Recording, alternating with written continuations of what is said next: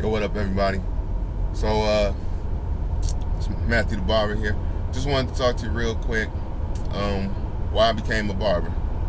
So it was a question posed by Alex Campbell, and I've seen a couple other videos. You know what I mean? Real nice videos and stuff like that. So I figured I'll share my story too. Maybe somebody might enjoy it, get something from it, maybe be inspired by it. Uh, Never set out to be a barber, to be honest. Just being 100, I never set out to be a barber.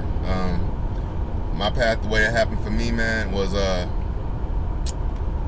my dad never took me to a barber. I never had a barber. My dad, once haircuts went over $10, my dad kind of was through with barbers. So, you know what I mean. He cut my hair until I was about 18. Then, I was headed to the military, so I started cutting my own hair, playing. I just buzzed it off pretty much. I didn't even really line it up or anything like that. I just kind of took a one, buzzed it, let it go. You know what I'm saying? Later on, I started playing with fades and tapers, and I don't know. I actually found it easier to fade my own hair than do the taper. I don't know why that was, but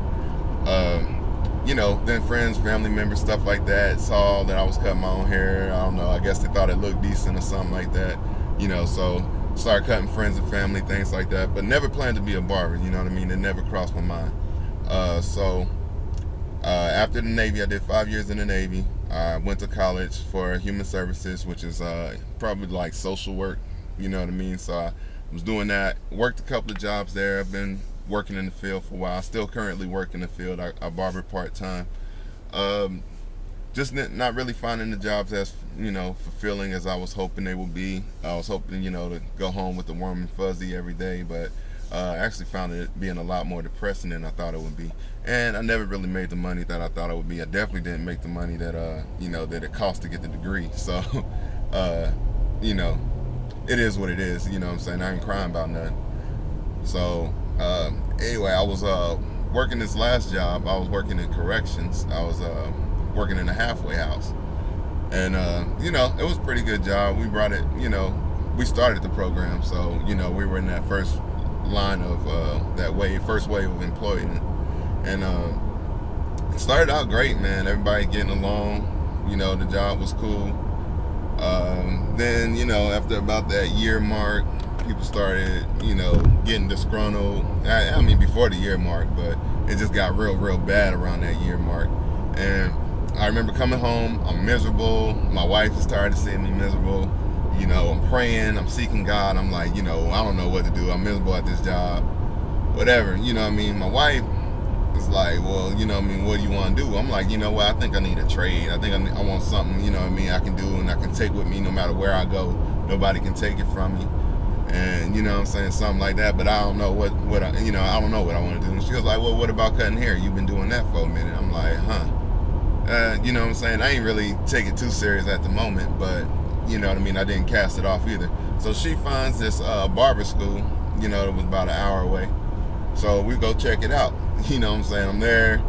My first impression, I was like, I don't know, because they were telling me I had to learn how to cut women hair and style and all this stuff. And I'm like, that don't sound like cutting hair to me, but I don't know, at the same time, it was kind of exciting too.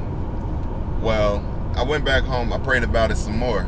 And believe me, it wasn't nothing, God didn't come down in a cloud or in my dream or nothing like that and say, you know what, quit this job, you about to become a barber. It didn't work out like that.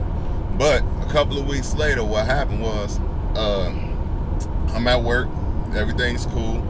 My supervisor calls me in the office. My supervisor's in the office, the vice president of the corrections branch is in there, and an HR rep is in there. This isn't unusual. I mean, the VP was around all the time anyway. I mean, I knew her on a first name basis, and the HR rep was around every other month or so.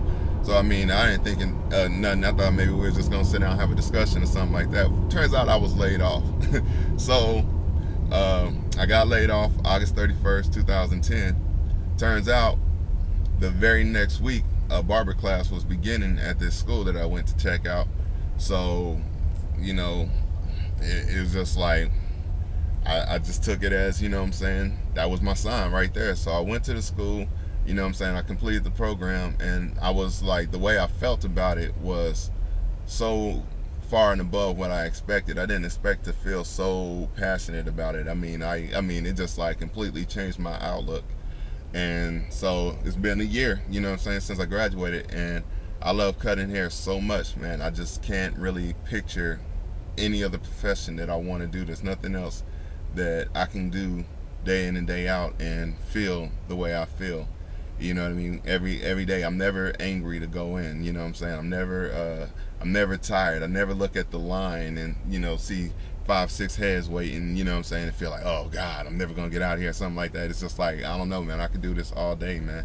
I love what I do. I love being a barber, man. It's I don't know, man. I feel like I don't, you know what I'm saying. I wasn't born, you know what I'm saying, cutting hairs. You know what I'm saying. I work real hard to be a decent barber. You know what I mean. And I'm working real hard to be great. So I'm not one of those people that just it just came naturally to or something like that. You know what I mean. It wasn't no magic, ain't no hocus pocus, man. But I just feel like this is my calling. You know what I mean. And I feel like barbers are called. So, if you're a barber and you're watching this, or if you're just some, person who subscribed to my channel or something like that, first of all, thank you for subscribing. Uh, be inspired, man. God always put you where you're supposed to be, you know what I'm saying? I know through prayer and the way my life worked out right now, this is where I'm supposed to be, man. So, barber love, man. Love all the barbers out there, and I know you're not. This is your first time seeing me, subscribe, you know what I'm saying? Give me some feedback. Let's have a dialogue. You know what I'm saying? Let's talk. Why'd you become a barber? Matthew the Barber, man. I'm out. God bless.